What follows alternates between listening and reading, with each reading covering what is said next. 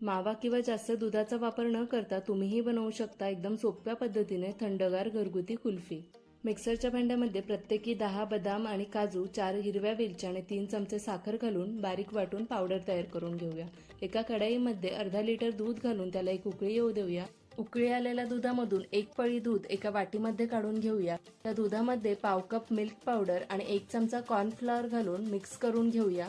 दुधाचं हे मिश्रण कढईमधल्या दुधात घालूया। त्यातच वाटलेले काजू बदामची पावडर घालूया आणि मिक्स करून घेऊया।